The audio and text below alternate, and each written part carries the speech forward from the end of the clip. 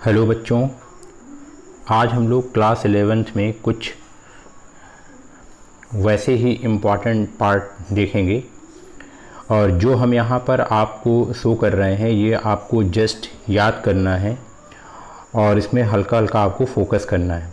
और इकट्ठे आप वैसे मत याद करिएगा, जैसे जैसे आप क्वेश्चन की प्रैक्टिस करेंगे तो आपको ये सब वैसे ही याद होता चला जाएगा, लेकिन ये आपको बहुत ज़रूरी है। तो आइए हम लोग स्टार्ट करते हैं। तो सबसे पहले हम ये जानते हैं कि आखिर ये प्रीफिक्स क्या होता है।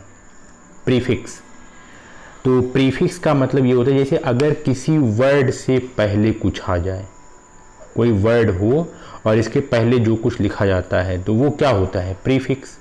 तो ऐसे ही कुछ प्रीफिक्स हमको यहाँ पर ऐसे जो यूनिट्स होते हैं उनके आगे लिखे रहते हैं, उनका सबका क्या मतलब है और क्या सिंबल है और उसका न्यूमेरिकल वैल्यू क्या है। तो यहाँ पर मैं देख रहा हूँ, आप इसको स्क्रीनशॉट ले सकते हैं या फिर और भी बुक में मिल सकता है, आप इसको देख सकते हैं। जैसे आप देख सकते हैं पेटा, टेरा, गीगा, मेगा। तो आप यहाँ पर देखिए इक्सा में 10 की, यहाँ सब आपको 10 की पावर लिखनी है। 10 की पावर 18 होता है। पेटा में 10 की पावर 15 होता है। टेरा में 10 की पावर 12 होता है। गीगा में 10 की पावर 9 होता है। और ये सब इसके इधर सिंबल दिए हुए हैं, ये सिंबल भी आप इसको ध्यान दिए रहिएगा। मेगा को M से, किलो को K से, एक्सा को E से, पेटा को P से रिप्रेजेंट करते हैं। तो ऐसे ये सारे हैं। अब आप यहाँ आगे देखिए, किलो के बाद फिर हेक्टो हो गया, इसको 10 की पावर 2 होता है।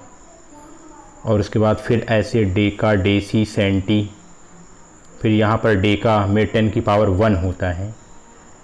और उसके बाद फिर ये जस्ट रिवर्स ऑर्डर में स्टार्ट हो जाता है। डेसी में -1, सेंटी में -2, मिली में -3, माइक्रो में -6। और ये सारे के सारे इसके सिंबल हैं। तो आप इन सारे सिंबल का भी अच्छी तरीके से आप इसको देखेंगे और ये आप इसको अच्छे से याद करेंगे। याद करने के लिए ये है कि आप जैसे जैसे न्यूमेरिकल सॉल्व करेंगे और जैसे जैसे ये आप में आता जाएगा वैसे वैसे आपको ये सब चीज़ें आराम से आती जाएंगी। अच्छा, तो आइए जैसे हम कुछ वैसे ही एग्जाम्पल देखते हैं। जैसे मान लीजिए अगर कहीं लिखा हुआ है 1 मेगा ओम, 1 मेगा ओम, तो इसका मतलब आप ये देखिए ओम से पहले मेगा आया है, तो इसका मतलब मेगा प्रीफिक्स है। और अभी आप इसी चार्ट में अगर देखेंगे तो आप वहाँ पाएंगे मेगा प्रीफिक्स है। और ये तो हमको मान लीजिए याद है, आपको भी याद हो जाएगा। तो मेगा को हम लोग M से रिप्रेजेंट करते थे, तो इसको आप इसको ऐसे लिख सकते हैं 1M ओम। अच्छा, मेगा की क्या न्यूमेरिकल वैल्यू होती थी तो वहाँ पर आप देख लेंगे। तो मेगा की मैं आपको यहाँ बता रहा हूँ 10 की पावर 6 ओम। तो मतलब 1 मेगा ओम में 10 की पावर 6 होता है। ये तरीका है लिखने का। तो जैसे कोई बड़े बड़े नंबर रहते हैं, जैसे 10 की पावर 6 ओम अगर आपको लिखना है तो ये बड़ा मुश्किल हो जाएगा। इसीलिए इसके लिए कुछ डिफाइन वर्ड असाइन किए गए हैं जो वहाँ पर लिखे जाते हैं। जैसे आप ये देखिए कि मान लीजिए मैंने अगर आपसे कहा कि आप 1 किलोमीटर लिखिए, 1 किलोमीटर, ये आप जानते भी हैं। ये देखिए मीटर के आगे किलो आया है, ये प्रीफिक्स है और किले को हम लोग के बोलते हैं।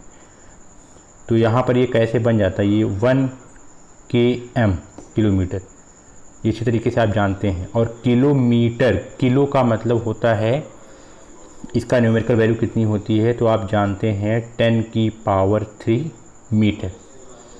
तो जस्ट ऐसे ही हम जस्ट आपको एक से एग्जाम्पल बता रहे हैं कि आप ये सब ऐसे समझ सकते हैं।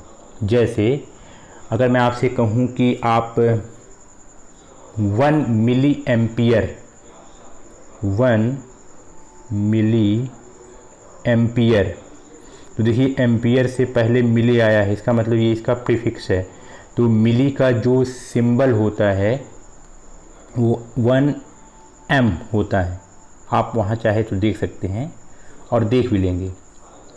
और जो m का न्यूमेरिकल वैल्यू होता है वो होता है 10⁻³ A, मतलब एम्पियर। अच्छा, जैसे मान लीजिए मैं कहूँ कि 1 माइक्रोवोल्ट, चाहे बोलिए माइक्रो चाहे बोलिए माइक्रॉन, सब एक ही बात है। जैसे मान लीजिए मैं आपसे कहूँ 1 माइक्रो वोल्ट, तो देखिए वोल्ट से पहले क्या आया है, माइक्रो, तो इसका मतलब ये इसका क्या है, प्रीफिक्स। इसको हम लोग सिंबल से रिप्रेजेंट करते हैं, ये ऐसे म्यू से 1 माइक्रो, यहाँ पर वोल्ट। तो माइक्रो की न्यूमेरिकल वैल्यू कितनी होती है, आप जब चार्ट में देखेंगे तो पाएंगे 10⁻⁻6 वोल्ट। ये तो ये आपके समझ में आ रहा है। जैसे मान लीजिए कि मैं ऐसे ही बोल रहा हूँ, मैं कहूँ लिखा है 1 नैनो सेकेंड, 1 नैनो सेकेंड, तो देखिए सेकेंड से पहले नैनो आया है, इसका मतलब ये प्रीफिक्स है। और जितना भी ये चार्ट यहाँ पर दिया गया है नीचे, ये सारे के सारे आपको वहाँ मिल जाएंगे। आप ये मत सोचिएगा कि हम कहाँ से बोल रहे हैं। तो आप इसको ऐसे बोलेंगे, नैनो को बोलते हैं 10⁻⁹ सेकेंड, मतलब SN के प्लेस पर ये आया है। ऐसे ही 1 पीको, तो आप किसी का भी निकाल सकते हैं। तो ये एक तरीका हुआ। तो कुल मिला करके आप इसको आराम से देख करके लिख लेंगे और बुक में होगा, आप उसको देख लेंगे। तो हम लोग देखते हैं कुछ और इम्पॉर्टेंट यहाँ पर फार्मूले हैं। जैसे आपको पता ही है कि 1 मिनट में 60 सेकंड होते हैं और आवर है उसमें 60 मिनट्स होते हैं। इसको आप कन्वर्ट करेंगे तो 3600 सेकंड आते हैं। 1 डे में 24 आवर होते हैं, अगर आप इसको कन्वर्ट करेंगे तो इसमें 86400 सेकंड होते हैं 1 डे में। 1 ईयर में 365 टू फाइंड डेज होते हैं एग्जैक्टली। और डिग्री और रेडियन में कन्वर्जन मैंने आपको बताया ही था, जो इसका फार्मूला लिखा हुआ है। ये लीटर है, लीटर को आप ऐसे बोल सकते हैं 1 decimetre cube is equal to 10⁻³ metre cube. ये भी आप जान रहे हैं। टन, टन आपको पता है कि हम लोग मास को मेज़र करने के लिए यूज़ करते हैं, 10⁻³ kg। कैरेट, कैरेट भी आप जब सोनार के यहाँ जाते हैं तो उसमें आप देखते हैं तो 200 मिलीग्राम को 1 कैरेट बोलते हैं। बार, ये प्रेशर मेज़र करने की यूनिट है, आपने अर्लियर क्लासेस में अपने पढ़ी होगी। क्यूरी, ये आपके लिए एक नया है, रेडियो एक्टिव एलिमेंट के लिए यूज़ होता है, ये हम क्लास 12th में देखेंगे। रोएंटगन, ये भी एक यूनिट है, ये आपको किसी पर यूनिट मास में कितना चार्ज है वो बताता है। कहने का मतलब कि जो रेडिएशंस होते हैं उनको मेजर करने का एक यूनिट है, वो इतनी इम्पोर्टेंट नहीं है। क्विंटल आप जानते ही हैं। बार्न, बार्न जो है ये एरिया मेज़र करने की एक यूनिट है, ये भी बार्न होता है। और ये बहुत स्मॉल एरिया, लगभग जैसे न्यूक्लियस साइज़ का कुछ हो, तब हम लोग बार्न का यूज़ करते हैं।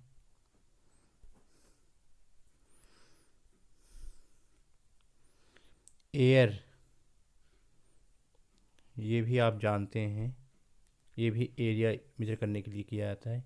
हेक्टेयर, ये भी एरिया को मेजर करने के लिए किया जाता है। और स्टैंडर्ड एटमॉस्फेरिक प्रेशर, मतलब आपको पता है कि ये कितना होता है, इसमें इतनी वैल्यू होती है। तो ये सारे डेटाज हैं जिसे आपको अच्छी तरीके से याद रखने हैं, ये बहुत काम आने वाले हैं। अब आगे कुछ और, इसको आपने पहले भी क्लासेस में पढ़ा भी होगा कि कुछ प्रैक्टिकल यूनिट्स है मेजरिंग स्मॉल डिस्टेंसेस, बहुत छोटी छोटी डिस्टेंसेस हों उनको हम कैसे मेजर करते हैं। तो उसके लिए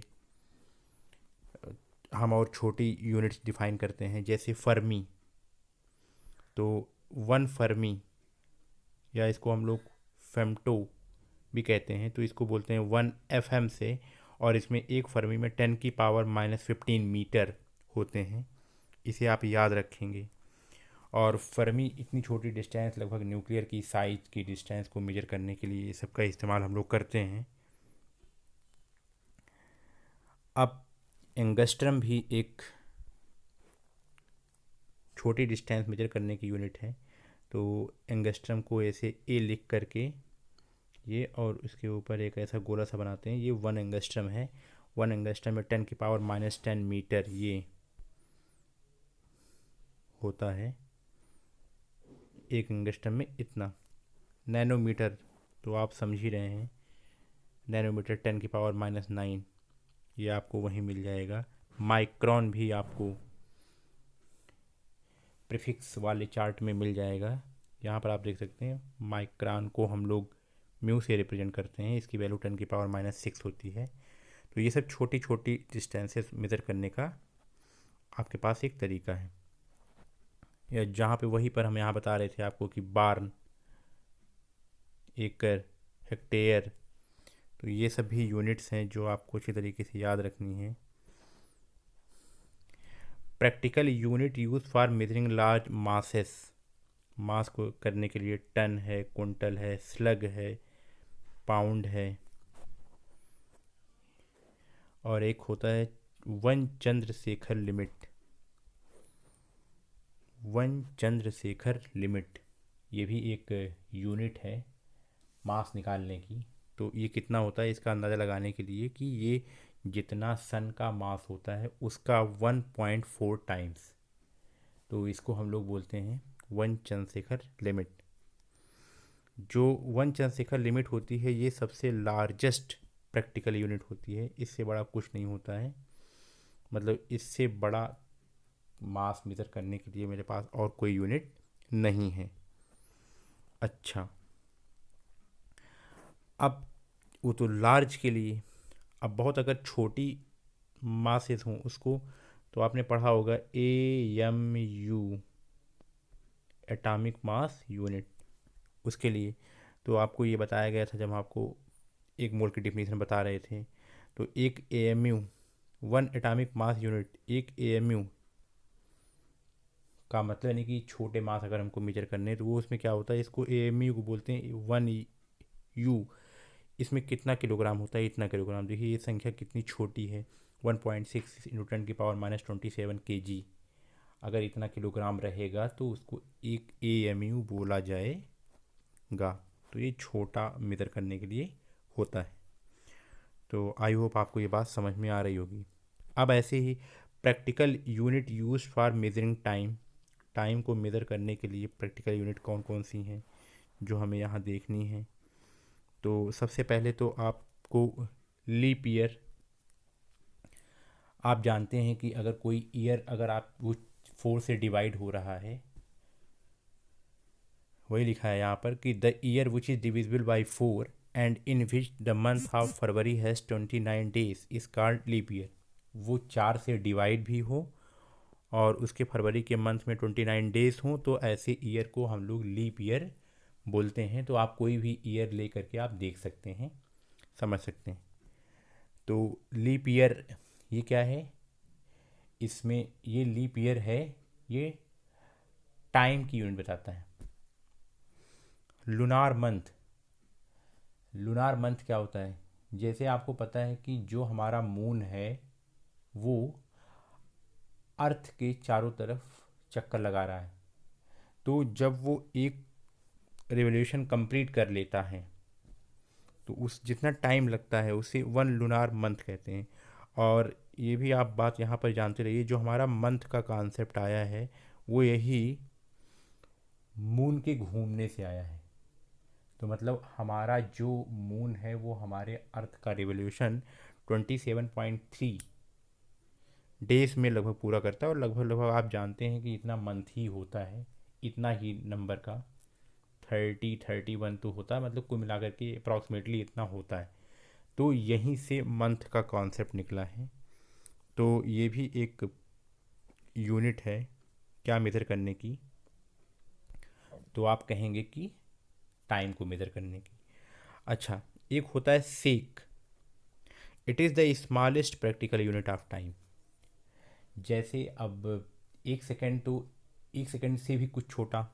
अब देखिए सेक को आप एहसास करिए, सेक कितना बड़ा हो सकता है। तो कह रहा है 1 सेकेंड का 10⁸ इतना पार्ट, 10⁸, 1 को आप 10⁸ से डिवाइड करिए तो जितना छोटा सेकंड रहेगा। तो अब इतने छोटे टाइम की भी ज़रूरत पड़ती है, इसलिए ये प्रैक्टिकल यूनिट है। ये सब कहाँ पड़ती है, जैसे न्यूक्लियर रिएक्शंस में। न्यूक्लियर रिएक्शन में इतने ही टाइम में कुछ रिएक्शंस हो जाती हैं, तो हमको इसीलिए वहाँ पर सेक की यूनिट डिफाइन करनी पड़ी। तो ये था हमारा प्रैक्टिकल यूनिट ऑफ टाइम। तो ये सब डेटा आप आराम से याद रखेंगे और इसको अच्छे तरीके से 1 बार 2 बार 3 बार 10 बार अगर आप देखेंगे तो आपको ये चीज़ याद हो जाएगी। और जब आप इस पर क्वेश्चन प्रैक्टिस करेंगे तो आपको धीरे धीरे ये सब याद होता चला जाएगा। Thank you.